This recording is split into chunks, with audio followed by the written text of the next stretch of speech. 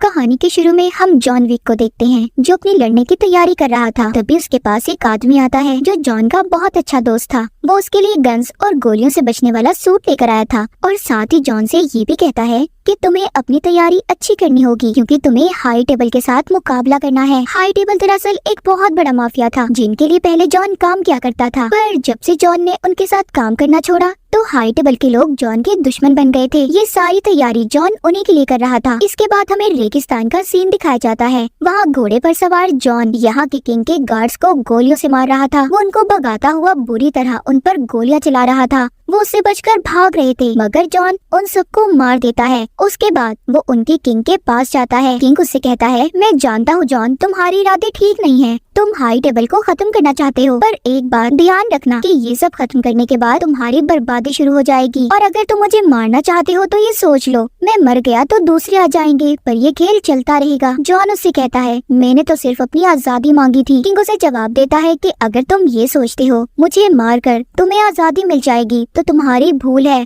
तुम्हें सिर्फ मौत मिलेगी। मगर जॉन उस किंग की एक बात नहीं सुनता और उसके सर पर गोली मारकर उसे मार देता है। इसके बाद सीन शिफ्ट होता है न्यूयॉर्क में, जहाँ पर हम एक होटल को देखते हैं। वहाँ होटल के मैनेजर के पास एक आदमी आता है जिसकी एक उंगली कटी हुई थी। वो आदमी हाई टेबल से खास मैसेज लेकर आया था। अब मैनेजर उसे अपने मालिक के पास लेकर जाता है जिसका नाम विंस्टन था। वो आदमी विंस्टन के सामने एक रेत की घड़ी रखता है और कहता है कि हमारे किंग के मरने के बाद सब कुछ हमारे बॉस मार्कस का है। वो जल्द ही तुमसे मिलना चाहते हैं। अब विंस्टन अपने मैनेजर को लेकर मार्कस से मिलने एक बहुत बड़ी बिल्डिंग में जाता है। यहाँ पर मार्कस ने विंस्टन को इसलिए बुलाया था क्योंकि बहुत वक्त पहले उसने जॉन को उसे मारने का कहा था। वो विंस्टन से पूछता है, मैंने तो तुम्हें जॉन को मारने का कहा था, तो वो अभी तक जिंदा कैसे है? विंस्टन कहता है, पता नहीं, पर मैंने तो उसे मार दिया था। मार्कस कहता है, हाँ, वो अभी तक जिंदा है क्योंकि उसने हमारे किंग को मार दिया है और वो और भी हमारे हाई टेबल के लोगों के पीछे है। तुमने विंस्टन हमारे साथ धोखा किया है और इसकी सजा तुम्हें जरूर मिलेगी। इतना कहकर उस घड़ी में जैसे ही वक्त पूरा होता है जो मार्कस ने होटल में अपने आदमी के हाथ भिजवाई थी, होटल में बहुत बड़ा धमाका होता है। विंस्टन का पूरा होटल तबाह बर्बाद हो चुका था। मार्कस का गुस्सा अभी ठंडा नहीं हुआ था। वो विंस्टन के मैनेजर पर भी गोली चलाकर उसे मार देता है। आगे इस कहानी में हम एक लड़की को देखते हैं जो वायलिन बजा रही थी। उसके पास उसके डैड भी बैठे हुए थे जिनका नाम केन था। उनकी आंखें खराब थी, वो ठीक तरह से कुछ भी देख नहीं पाते थे। केन को भी मार्कस से मिलने का मैसेज मिलता है क्योंकि वो भी पहले हाई टेबल के लिए काम किया करता था। वो जब मार्कस से मिलने जाता है तो वो उससे कहता है, मैं जानता हूँ कि तुम हमारे सबसे अच्छे किलर हो जो किसी को भी चालाकी से मार सकते हो। सब बातें सुनकर केन कहता है, हाँ मैं जानता हूँ, पर वो काम मैं कब से छोड़ चुका हूँ। मार्कस कहता है, सोच लो, अगर अपनी बेटी की जान बचाना चाहते हो तो तुम्हें हमारा एक काम करना होगा, एक इंसान को मारना है तुम्हें। और अब वो केन को उस आदमी का नाम दिखाता है जो कोई और नहीं जॉन था। यहाँ पर हमें ये भी पता चलता है कि जॉन और केन दोनों कभी बहुत अच्छे दोस्त हुआ करते थे। खैर केन ने उसकी बात को मान लिया था क्योंकि उसे अपनी बेटी की जान को बचाना था। यहाँ से सीन जाता है एक होटल पर। इस होटल की खास बात ये थी कि यहाँ पर रहने वाला कोई भी इंसान लड़ाई झगड़ा नहीं कर सकता था और न ही कोई दुश्मन अपने किसी दुश्मन पर वार, यानी कि इस होटल में लूट मार, चोरी चकारी, खून खराबा सब मना था। होटल के मालिक को उसकी बेटी सारी डिटेल बता रही थी। तभी उनके पास जॉन आता है। मालिक की बेटी कहती है, डैड, इसको तो माफिया के लोग ढूंढ रहे हैं और वो इसका पीछा करते यहाँ पर भी आ सकते हैं। पर होटल का मालिक कहता है, नहीं, ये मेरा दोस्त है और इसकी हिफाजत करना मेरा फर्ज, मैं उन गुंडों से इसे जरूर बचाऊंगा। तभी होटल में मार्कस के कुछ लोग आते हैं जो मालिक से पूछते हैं, हमें खबर मिली है कि जॉन ने तुम्हारे होटल में पनाह ली है, अगर वो यहाँ पर है तो उसे हमारे हवाले कर दो। पर होटल का मालिक कहता है, नहीं, वो यहाँ पर नहीं है और अगर आप लोग तलाशी लेना चाहते हो तो ले सकते हो। पर वो लोग तो यहाँ पर सारी तैयारी के साथ आए थे। मार्कस के आदमी अपने हथियार निकालकर होटल के मालिक पर हमला कर देते हैं। तभी होटल के मालिक ने भी अपने साथियों को बुला लिया था। यहाँ पर होती है जबरदस्त लड़ाई। होटल के मालिक की टीम के लोग बड़ी ही बहादुरी से उनका मुकाबला कर रहे थे। इनमें कोई तलवारबाज था तो कोई तीर चलाने में माहिर था, किसी का गोली का निशाना पक्का था। मालिक की बेटी भी उनके साथ लड़ती है। उन सबके दरमियान बहुत ही खतरनाक लड़ाई हो रही थी।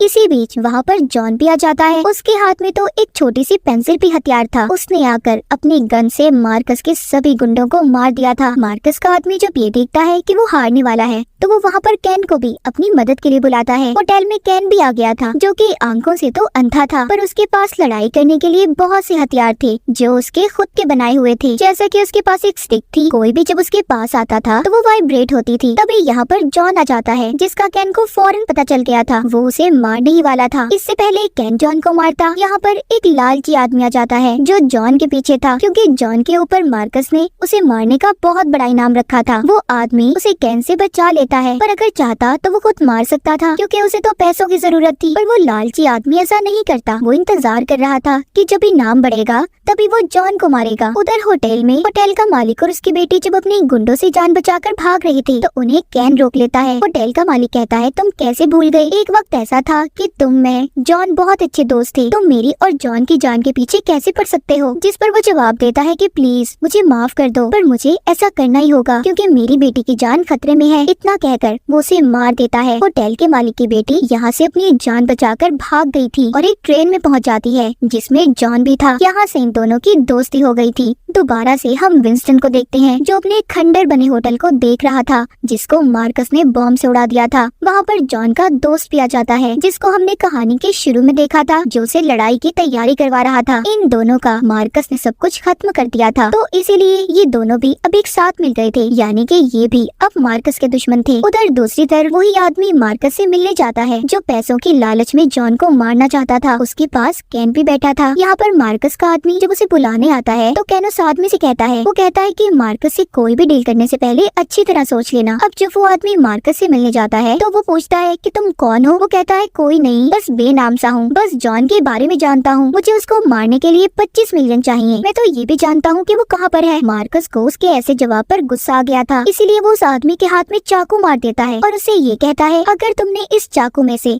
अपना हाथ निकाल लिया तो हमारी डील पक्की। वो लालची आदमी इस चांस को गंवाना नहीं चाहता था। इतना सुनकर वो आदमी चाकू को नहीं बल्कि अपने हाथ ही को चाकू से अलग कर लेता है। उसके हाथ से बहुत खून आ रहा था, पर यहाँ पर मार्कस के साथ उसकी डील पक्की हो जाती है। उधर विंस्टन अपने मैनेजर की कब्र के पास जाता है जिसको मार्कस ने मारा था। वहाँ पर जॉन भी आ गया था। जॉन कहता है कि मुझे आपके होटल के बारे में पता चला, मैं बहुत शर्मिंदा हूँ। सब कुछ आपके साथ सिर्फ मेरी वजह से हुआ है, क्योंकि आपने मार्कस के कहने के बावजूद मुझे जिंदा छोड़ दिया था, पर मैं जल्दी सबको खत्म कर दूंगा। विंस्टन कहता है, उस मार्कस के पास एक बहुत बड़ी टीम है, मैं चाहता हूँ तुम उससे मुकाबले के लिए कहो। मुझे यकीन है वो तुमसे मुकाबला जरूर करेगा। विंस्टन उसे यूनिवर्स मुकाबले के बारे में बताता है और कहता है, इसका मतलब 2 घरानों के हेड आमने सामने होंगे। लेकिन यहाँ पर जॉन की कोई फैमिली ही नहीं थी, क्योंकि वो बहुत वक्त पहले अपनी फैमिली से अलग हो गया था। मगर अब इसको मार्कस का तो मुकाबला करना ही था, इसलिए ये अब वापिस से अपनी बहन के पास जाता है, जहाँ पर वो जॉन के गले में रस्सी डालकर उसे लटका देती है, क्योंकि उसे जॉन पर बहुत गुस्सा था। वो इस बात को जानती थी कि हाई टेबल के गुंडे जॉन के पीछे हैं और किसी भी वक्त वो यहाँ पर भी आ सकते हैं, जिनसे उसकी बहन की फैमिली को भी खतरा है। वो अपनी बहन को बताता है कि मैंने मार्कस को मुकाबले के लिए कहा है,